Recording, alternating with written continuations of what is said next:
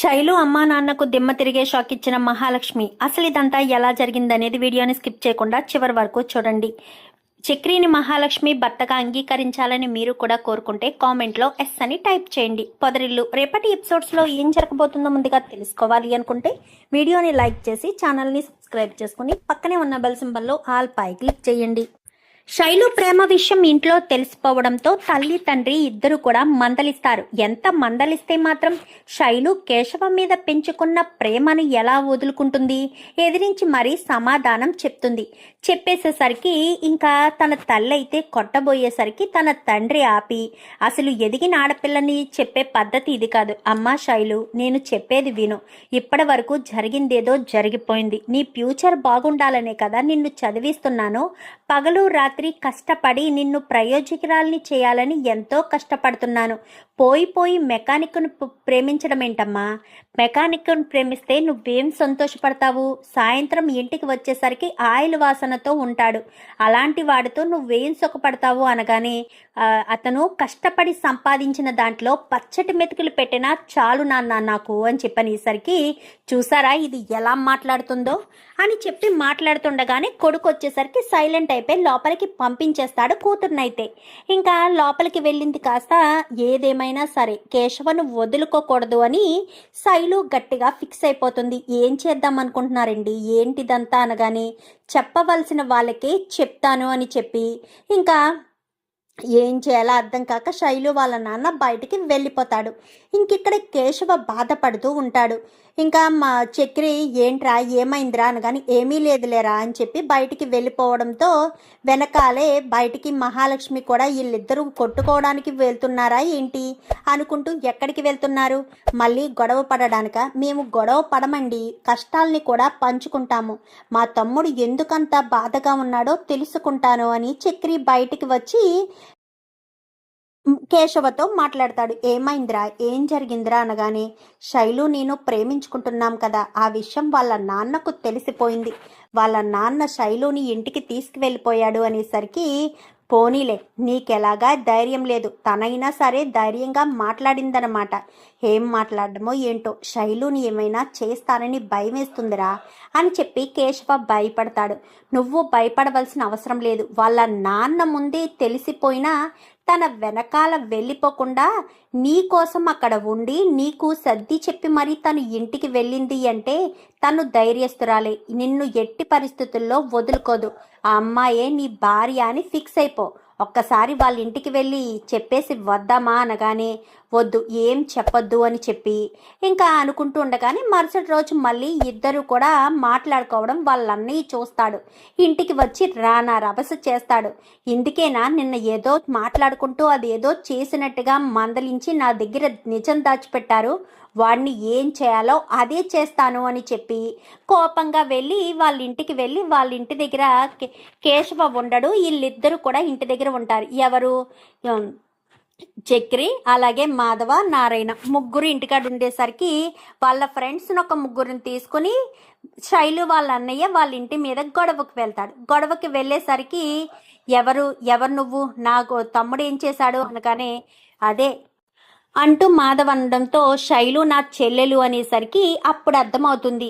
ఓ శైలు అంటే ఆ అమ్మాయే కదా అన్న ఉద్దేశంతో, అన్నయ్య వాడు శైలు అనే అమ్మాయిని ప్రేమించాడు, అదే కన్నా మేమంతా బుస్సు అని ఏడ్పిస్తూ ఉంటామే, ఆ అమ్మాయే ఈ శైలు అనేసరికి, ఏంటి కేశవ ప్రేమించాడా అని చెప్పి ఆశ్చర్యపోతాడు. అవును కేశవే ప్రేమించాడు నాన్న అని చెప్పి నారాయణ కూడా చెప్పడంతో, మన బండోడు నోటంట ప్రేమ కూడా పలుకుతుందా అని ఇంకా ముగ్గురు కూడా నవ్వుతూ మాట్లాడేసరికి, ఏంట్రా నేనంత సీరియస్గా వార్నింగ్ ఇవ్వడానికి వస్తే మీరేంట్రా నవ్వుకుంటున్నారు, వాడేదో పెద్ద ఘనకార్యం చేసినట్టుగాను అనగానే, వాడసలే బండోడు, ప్రేమించడమే తెలీదు, అలాంటి వాడి చేత ప్రేమ పలుకులు పడికించిందంటే నీ చెల్లెలు గ్రేటే, తొందరలోనే ఈ ఇంటికి కోడలుగా రాబోతుందన్నమాట అని చెప్పి నారాయణ అనగానే, ఏం వాగుతున్నావురా, నా చెల్లెలి ఇంటి గడప తొక్కదు, మరొక్కసారి వాడు నా చెల్లెలి వంక చూసినా నా చెల్లెలతో మాట్లాడినా వాడి కాళ్ళు చేతులు విరగొడతాను కానీ,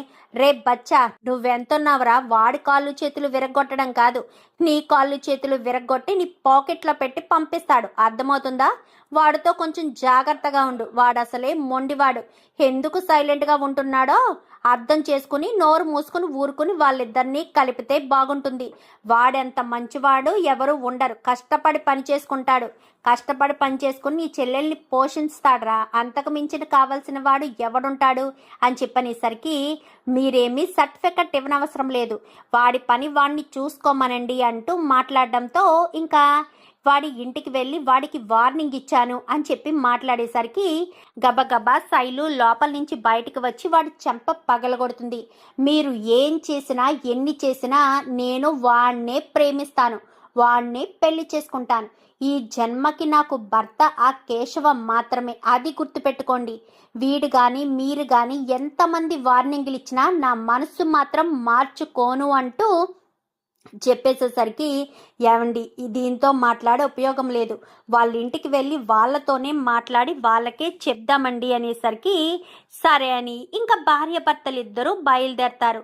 కేశవ అప్పటికి తన ఫోన్ చేసింది కదా, తన ఫోన్ చేసిన విషయం కాస్త చెప్తుంది. చెప్పి మా అన్నయ్య ఇలా మీ ఇంటికి వచ్చి గొడవ చేశాడంట అనగానే అవునా, మా ఇంట్లో వాళ్ళు ఈ విషయం నాకు చెప్పలేదు అనేసరికి ఇప్పుడు నువ్వు ఎక్కడున్నావో అనగానే మెకానిక్ షెడ్ దగ్గరే ఉన్నాను అనగానే ఇంటికి వెళ్తే చెప్తారేమో, కోప్పడొద్దు అర్థమవుతుందా అని కేశవ్ కాస్త చెప్పేసరికి ఇంటికి వస్తాడు. అందరూ డల్గా ఉంటారు. ఏమైంది ఏం జరిగింది అనేసరికి అది అది అనగానే మీరు చెప్పకపోతే నాకు తెలియదు అనుకుంటున్నారా, శైలు వాళ్ళ అన్నయ్య ఇంటి మీదకి వచ్చి గొడవ చేశాడంట కదా అనగానే అవును గొడవ చేశాడు, అయినా నువ్వు ప్రేమించిన విషయం మాకు చెప్పాలి కదరా, చెప్పడానికి తను నిన్ననో మొన్ననో నాకు ప్రపోజ్ చేసింది. అలాంటి అమ్మాయి నా లైఫ్లోకి వస్తే బాగుంటుందని నాకు అనిపించింది. నా మీద అంత ప్రేమ చూపించిన అమ్మాయి నాతో లైఫ్ లాంగ్ ఉంటుందని అనుకున్నాను. ఈలోపు వాళ్ళ నాన్నకు తెలిసిపోయింది అనగానే ఒరే నేను చెప్పానా ఆ అమ్మాయి నిన్ను వదులుకోదు అనేసరికి ఈలోపు కన్నా బయటకు వస్తాడు. బయటకు వచ్చి నాన్న టీ అని చెప్పి టీ ఇవ్వబోతూ ఉండగా ఎవడ్రా లోపల మెకానిక్ ఎక్కడ్రా అని చెప్పనేసరికి ఎవరు మీరెవరు అని చెప్పాను కానీ శైలు వాళ్ళ అమ్మ నాన్నలం అనగానే అవునా మీరా రండి లోపలికి వచ్చి మాట్లాడుకుందాం అనగానే మీతో వియ్యం అందుకోవడానికి మాట్లాడడానికి మేము ఇక్కడికి రాలేదు అనేసరికి ఇద్దరు గొడవ పడుతున్నట్టుగా మాట్లాడుకోవడంతో అన్నయ్య ఇక్కడ ఏదో గొడవ జరుగుతుంది అనేసరికి గబగబా అందరూ వస్తారు. మహాలక్ష్మి మాత్రం బయటికి రాదు. అందరూ బయటకు వచ్చిన తర్వాత ఏంటి వీడి మొహానికి నా కూతురు కావాలా అని చెప్పనేసరికి నా కొడుకు మొహానికి ఏం తక్కువ, అందంగా ఉన్నాడు, పైగా మెకానిక్ పని చేసుకుంటున్నాడు, జులైలా రోడ్ల మీద తిరగడం లేదు. నా కొడుకులందరూ కూడా బాధ్యతగానే ఉంటారు. నా కొడుకుకిచ్చి పెళ్లి చేయడానికి నీకొచ్చే కష్టం ఏంటి అనగానే నా కూతుర్ని ఫారిన్లో ఉన్న వాళ్ళకి ఇచ్చి పెళ్లి చేయాలని అనుకుంటానే తప్ప మెకానిక్కి ఇచ్చి పెళ్లి చేయాలని ఎప్పుడూ అనుకోను. అసలు ఈ మెకానిక్ గాడికి ఇచ్చి పెళ్లి చేయవలసిన అవసరం నాకేంటి, నా కూతురు భవిష్యత్తును నాశనం చేసుకోవాలా అంటూ ఇంకా నోటుకొచ్చినట్టల్లా మాట్లాడతాడు. చూడండి నేను మీ అమ్మాయిని ప్రేమించలేదు, మీ అమ్మాయే నా వెంట పడి మరీ నన్ను ప్రేమించింది. ఏమైనా ఆపుకోవాలి అనుకుంటే మీ అమ్మాయిని ఆపుకోండి అనగానే నువ్వేం మాయ చేసావో, నువ్వు మాయ చేయబట్టే నా కూతురు నీ వెంట పడుతుంది. నువ్వు ఏం చేస్తావో నాకు తెలీదు. నా కూతురు నిన్ను వదిలేయాలి అనగాని అలా మావాడు ఎందుకు చేయాలి, మీ కూతురికి మీరు చెప్పుకోండి. తనే అంత ధైర్యంగా మిమ్మల్ని ఎదిరించి మరీ కేశవని పెళ్లి చేసుకుంటాను అని చెప్తుంటే మీరెందుకు ఇలా ఇద్దరిని విడదీయాలని చూస్తున్నారు? నా తమ్ముళ్ళలాంటి మనిషి నీ కూతురికి భర్తగా దొరుకుతున్నందుకు సంతోషపడాల్సింది పోయి ఇలా మాట్లాడతారేంటి అంటూ ఇంకా మా చక్రి అనేసరికి ఏ మెకానిక్ కంటే గొప్పవాడు దొరకడా నా కూతురికి? చూడండి గొప్పవాడు దొరకడం అది విషయం కాదు, ఇద్దరు ఒకరినొకరు ఇష్టపడుతున్నారు. నా ఇంట్లో మీ కూతురుకొచ్చిన లోటేమీ ఉండదు అనగానే లోట అసలు ఈ ఇంట్లో ఆడపిల్లంటూ ఉందా? ఇంట్లో ఏ ఆడపిల్ల లేదు. ఇలాంటి ఇంట్లోకి నా కూతుర్ని ఎలా పంపిస్తాననుకున్నారు? నా కూతురు ఈ ఇంట్లోకి అడుగుపెట్టి బాధపడాలా? 5 మగవాళ్ళున్న ఇంట్లోకి నా కూతురు వచ్చి ఏం బాధపడాలి? నువ్వు పెళ్లి చేసుకుని వచ్చావంట కదా ఒక ఆవిడ్ని, ఆవిడేమో చచ్చిపోయింది, రెండో ఆవిడ్ని చేసుకుని వస్తే ఉండలేక వెళ్ళిపోయింది. ఇలా జరిగిన తర్వాత కూడా ఏ మొహం పెట్టుకుని ఇంట్లోకి కూతుర్ని పంపించాలి? పైగా వీడి మేనత్త అదే నీ చెల్లెలు కూతుర్నే ఇంటికి కోడలుగా పంపించినందంట కదా. ఈ ఇంట్లో ఆడపిల్లలెవరూ నిలిచే అవకాశం లేదని ఇంటి మీద ఒక శాపం ఉందంట కదా అని చెప్పాను. కానీ శాపం ఎవరు పెట్టారు? నువ్వా? పెట్టింది కూడా ఒక ఆడదే కదా. నా ఇల్లు సుఖ సంతోషంగా ఉండడం చూసి వారవలేక అదేదో శాపం పెడితే ఆ శాపం నిజమైపోతుందా? శాపం నిజం కాదు అని చెప్పాను. కానీ శాపం నిజం కాకపోతే ఈ ఇంటికి వచ్చిన మరొక కోడలు ఎక్కడుంది? ఇల్లు వదిలి వెళ్ళిపోయిందంట కదా అని చెప్పి వాళ్ళని నోటుకొచ్చినట్టల్లా మాట్లాడుతూ ఉంటారు. ఈలోపు మహాలక్ష్మి లోపలే ఉంటుంది కానీ బయటికి అడుగు పెట్టదు. ఈ ఇల్లు ఒక దరిద్రపు ఇల్లు. ఈ ఇంట్లో వాళ్ళు మగవాళ్ళు తప్ప ఆడవాళ్ళు ఉండరు. ఈ ఇంటికి శాపం ఉంది కాబట్టి ఆడవాళ్ళు ఇంట్లో అడుగు పెట్టలేరు. ఇలాంటి ఇంట్లో అడుగు పెడితే నా కూతురికి భవిష్యత్తు ఉంటుందా? నా కూతురు భవిష్యత్తు లేనిది అయిపోతుంది. నా కూతురికి భవిష్యత్తు ఉండాలి, చక్కటి భవిష్యత్తు ఉండాలి అని నేను కోరుకుంటున్నాను. ఇలాంటి వాళ్ళ ఇంట్లో అడుగుపెట్టి నా కూతురి జీవితాన్ని నాశనం చేయలేను. ఇంట్లోకి వచ్చిన ఆడపిల్లే 4 నెలలు కూడా పట్టుమని ఇంట్లో ఉండకుండా మీకు భయపడి, మీరు చేసే పనులకు భయపడి ఇంట్లోంచి పారిపోయి హాస్టల్లో జాయిన్ అయిందంట కదా. అసలు ఇతనికేమో ఎన్నిసార్లు పెళ్లి చేయాలని చూసినా పెళ్ళి జరగలేదంట కదా. ఇలాంటి వాళ్ళ ఇంటికి నా కూతుర్ని పంపించాలా? నా కూతుర్ని ఇలాంటి వాళ్ళ ఇంటికి అస్సలు పంపించను. అసలు నా కూతురు ఈ ఇంటికి రావాల్సిన అవసరం కూడా లేదు. ఇలాంటి ఇంట్లో ఏ ఆడపిల్ల కాపురం చేయదు, ఏ ఆడపిల్ల ఇంట్లోకి రాదు అంటూ భార్యాభర్తలిద్దరూ రెచ్చిపోయి మాట్లాడుతూ ఉంటారు. అదంతా విన్న మహాలక్ష్మి గబ్బ వస్తుంది. ఏమంటున్నారు?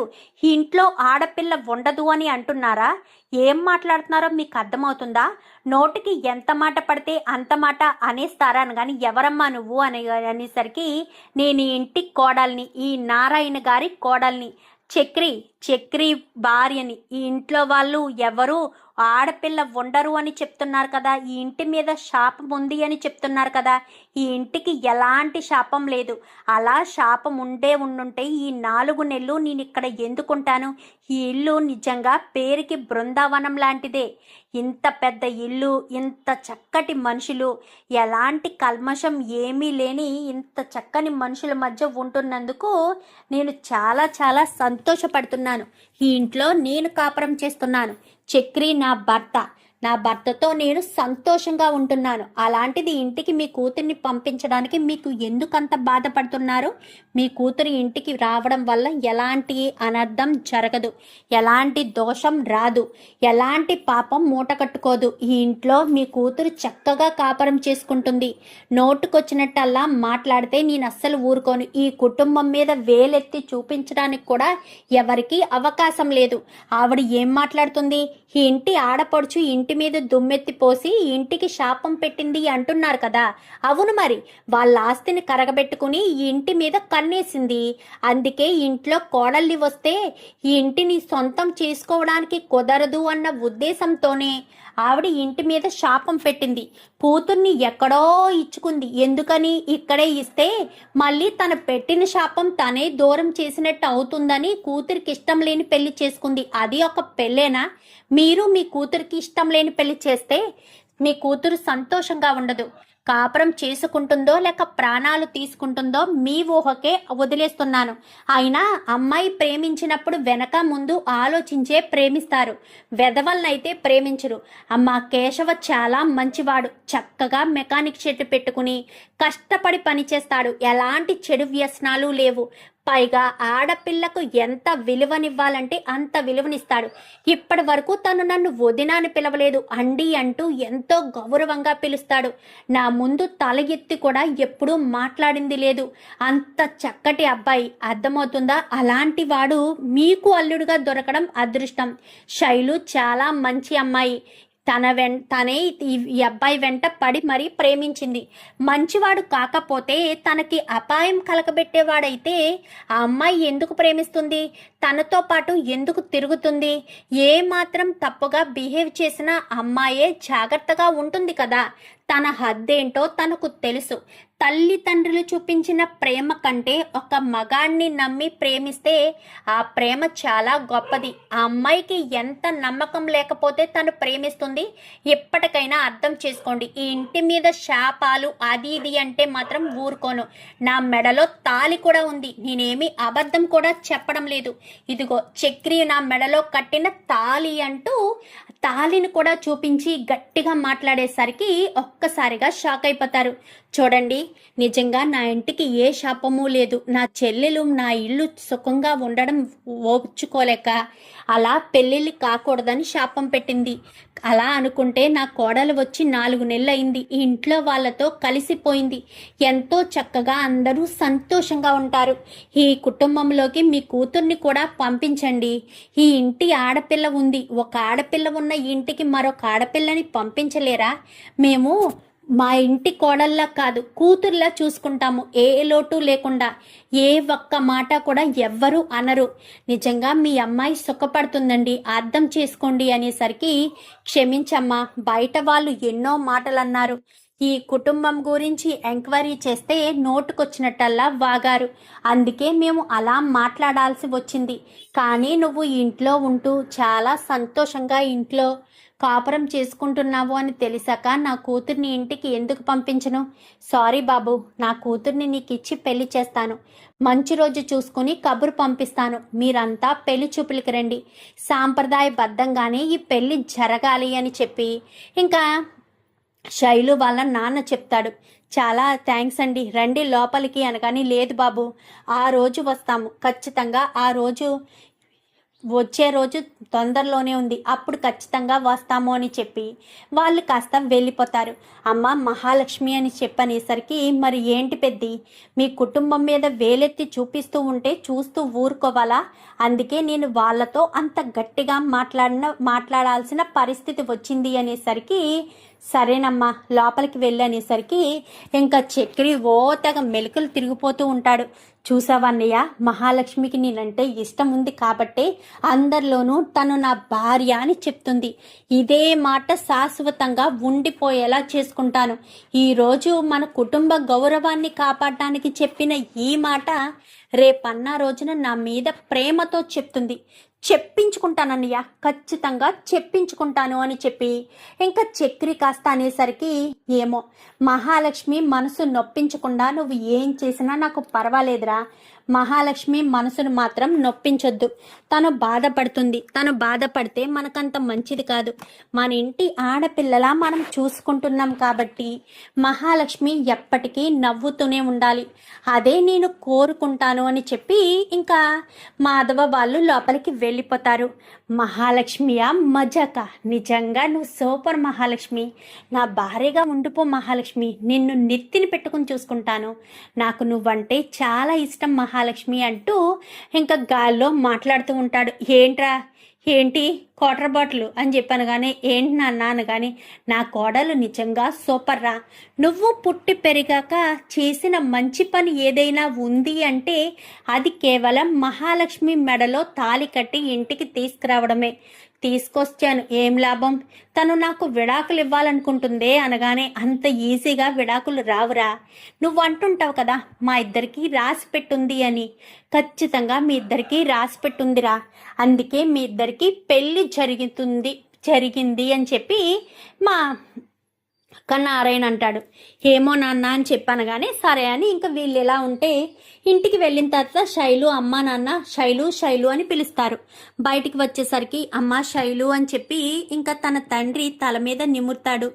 ఏం జరిగింది అనేసరికి, మేము వాళ్ళ ఇంటికి వెళ్ళాము అనగానే, మీరెందుకు వెళ్ళారు? మళ్ళీ గొడవ పడి వచ్చారా అని చెప్పనేసరికి, గొడవ పడి ఏమీ మేము రాలేదు, నార్మల్గానే వచ్చాము అని చెప్పి అక్కడ జరిగిన విషయం అంతా కూడా చెప్తారు. చెప్పాను కదా నాన్న, ఆ కుటుంబం మంచిదని బయట వాళ్ళు ఎన్నెన్నో చెప్తారు, అవన్నీ నిజమని నమ్మకూడదు కదా నాన్న అనగానే, ఆ ఇంటికి వెళ్ళాక మాకు అర్థమైంది. మంచి ముహూర్తం చూసుకుని ఇంటికి పెళ్లి చూపులకి రమ్మన్నాను. వెళ్ళి పంతులు గారికి ఫోన్ చేయడానికి ఫోన్ నెంబర్ తీసుకురా, ఫోన్ చేసి పంతులు గారిని ఇంటికి రమ్మని చెప్తాను. అమ్మాయి అబ్బాయి జాతకం అన్నీ పెళ్లి చూపుల నాడే చూపించుకోవచ్చు, మంచి ముహూర్తం చూసి పెళ్లి చూపులకి రమ్మంటే బాగుంటుంది అనేసరికి అలాగేనండి అని చెప్పి ఇంకా వీళ్ళు ముగ్గురు సంతోషంగా మాట్లాడుకుంటూ ఉండగా ఈలోపు వాళ్ళ అన్నయ్య వస్తాడు. ఏంటి ఎంత సంతోషంగా ఉన్నారు, వాడి పీడ విరగడైపోయిందా అని చెప్పాను. కానీ లేదురా, వాడి పీడ విరగడవడం కాదు, రేపటి నుంచి కేశవన్ నువ్వు బావా బావా అని పిలవాల్సిన పరిస్థితి వచ్చింది అనేసరికి ఒక్కసారిగా షాక్ అవుతాడు. ఏం మాట్లాడుతున్నావే అని చెప్పాను. కానీ ఏం మాట్లాడడం ఏంటి, అమ్మా నాన్న వెళ్ళి పెళ్లి సంబంధం ఖాయం చేసుకొచ్చారు అనేసరికి పోయి మెకానిక్ ఇచ్చి పెళ్లి చేయడం ఏంటి నాన్న అని చెప్పాను. కానీ చెల్లెలు ఎక్కడ సంతోషంగా ఉంటే అక్కడే మంచిది, కోటీశ్వర్ల ఇంట్లో సంతోషం లేకపోయినా డబ్బుంది కదా అని ఆశపడడం తప్పు. ఉన్న జీవితంలో సంతోషంగా ఉండాలి. డబ్బు ఈరోజు కాకపోతే రేపు సంపాదించుకోవచ్చు. మనం తినడానికి తిండి, కట్టుకోవడానికి బట్టలు ఉన్నంత డబ్బు ఉంటే సరిపోతుంది కదా. హంగులు ఆర్భాటాలు అవన్నీ అవసరమా? అవేమీ అవసరం ఉండవు కదా. అవసరం అనుకుంటే వాళ్ళే కొనుక్కుంటారు. నలుగురు అన్నాదమ్ములు ఉన్నారు, ఒకరికొకరు చేదోడు వాదోడుగా ఉంటారు. అప్పుడు అలాంటి కుటుంబంలో మన అమ్మాయిని పంపించడం మాకు చాలా సంతోషంగా ఉంది. అయినా శైలు అక్కడ సంతోషపడుతుంది. ఆ ఇంట్లో ఆల్రెడీ ఒక అమ్మాయి ఉంది. తను ఎంతో ధైర్యంగా ఇంట్లో వాళ్ళందరికీ ముందు చూపుగా ముందువర్తిగా తను నిలబడుతుంది. ఆడపిల్ల అయినా సరే ధైర్యంగా ఉంది. అలాంటిటప్పుడు మన శైలు నా ఇంటికి పంపించడంలో ఏ తప్పు లేదు అని చెప్పి ఇంకా అని చెప్పేసరికి ఏమో మీకు నచ్చినట్టు చేసుకోండి, రేపన్నా రోజున అనగానే రేపన్నా రోజు అంటూ ఆ కుటుంబం నుంచి బయటికి రాదు. కుటుంబం ఎంత మంచిదో అంత సైలెంట్గా ఉంటారు. అందరూ కూడా చాలా మంచివాళ్ళు అని చెప్పి మాట్లాడేసరికి సరే అని ఇంకా పెళ్లి ముహూర్తాలు కూడా పంతులు గారు రావడంతో పలానా రోజు అనేసరికి పలానా రోజు అని చెప్తాడు. చెప్పడంతో వీళ్ళందరినీ కూడా రమ్మని పిలిచి వీళ్ళందరితో శైలుకి పెళ్లి చూపులది ఏర్పాటు చేశాక బుస్సు అనేసరికి ముంగీసాని వీళ్ళిద్దరూ పేర్లు పెట్టుకున్నారని ఇంకా కన్నా ఏడిపించడం, మహాలక్ష్మి ఏడిపించడం ఇదంతా చేసేసరికి కుటుంబం అంతా కూడా తన కూతుర్ని చక్కగా చూసుకుంటారని, తన కూతురితో సంతోషంగా ఉంటారని, తన కూతురికి ఏ లోటు లేకుండా చూసుకుంటారు అన్న విషయం అయితే వాళ్ళకి అర్థమవుతుంది. అర్థమయ్యేసరికి మనం మన అమ్మాయికి మంచి సంబంధం చూడలేదని బాధపడడం కంటే మంచి కుటుంబాన్ని ఇచ్చామని సంతోషపడడం మంచిదే. నిజంగా అమ్మాయి ఆ కుటుంబంలో కలిసిపోతుంది. మన అమ్మాయి ఆ కుటుంబంలో కలిసిపోవడం కంటే కావాల్సింది ఇంకా మనకేముంది అని ఇంకా మాట్లాడేసరికి అవునండి, మీరు చెప్పింది అక్షరాల నిజం. నిజంగా మహాలక్ష్మి వాళ్ళ కుటుంబంలో చక్కగా కలిసిపోతుంది అని ఇంకా తల్లి తండ్రి వీళ్ళంతా కూడా అనుకుంటారు. ఇంకా వీళ్ళంతా ఇలా అనుకున్న తర్వాత చాలా సంతోషంగా అయితే మాట్లాడుకుని ఇంకా అంతా కూడా హ్యాపీగా ఉంటారు. ఇంకా అంతా కూడా హ్యాపీగా ఉండి చక్కగా ఇంకా కేశవ పెళ్ళి అలాగే కేశవ అందరూ సంతోషంగా ఉండాలని కోరుకుంటారు. మహాలక్ష్మి మాత్రం అప్పటికప్పుడు నిర్ణయం తీసుకోవడం ఇదంతా చేస్తుంది. ఎందుకంటే విడాకులు రావడానికి టైం పడుతుంది. తను విడాకులు తీసుకునే లోపు మరొక ఆడపిల్ల ఇంట్లో అడుగు పెడితే ఇంటికున్న శాపం పోతుంది అన్న ఉద్దేశంతో తర్వాత పెద్దికి కూడా ఏదొక పెళ్లి చేస్తే బాగుంటుందని, పెళ్లి చేస్తే ఆ కుటుంబానికి తన అవసరం ఉండదు అన్న ఉద్దేశంతో మహాలక్ష్మి అయితే అలా ఆ రోజు చక్రి భార్య అని చెప్పడానికి ఎప్పుడు ఏ పూట ఇష్టపడని మహాలక్ష్మి శైలు వాళ్ళ అమ్మ నాన్న దగ్గరికి వెళ్ళి చక్రి నా భర్త అంటూ వాళ్ళకి షాక్ ఇచ్చేసరికి చక్రి సంతోషపడతాడు. కానీ ఎక్కడో మాధవ్కి కొంచెం అనుమానమే ఉంటుంది. మహాలక్ష్మి కూడా ఏదో రకంగా ఈ ఇంటి నుంచి బయట పడాలి, ఈ ఇంటి వాళ్ళతో నాకు అఫెక్షన్ ఎక్కువైపోతుంది అని చెప్పి మహాలక్ష్మి కాస్త మనసులో అనుకుంటుంది. మరి చక్రి భర్త అని ఒప్పుకున్నందుకు చక్రి సంతోషపడుతున్నాడు కాబట్టి మరి మహాలక్ష్మిలో కూడా మార్పు వస్తుందా? ఈ విడాకుల కోసమని ఇంత టైం ఇచ్చారు అంటే ఇద్దరు మారాలి, విడాకులు క్యాన్సిల్ చేసుకోవాలనే కదా. మరి అలా వీళ్ళిద్దరూ మారి ఒకటయ్యి క్యాన్సిల్ చేసుకుంటారా? చూద్దాం మరి రాబోయే ఎపిసోడ్స్లో ఏం జరగబోతుందో. వీడియో నచ్చితే లైక్ చేసి ఛానల్ని సబ్స్క్రైబ్ చేసుకొని పక్కనే ఉన్న బెల్ సింబల్లో ఆల్ పై క్లిక్ చేయండి. Thank you for watching.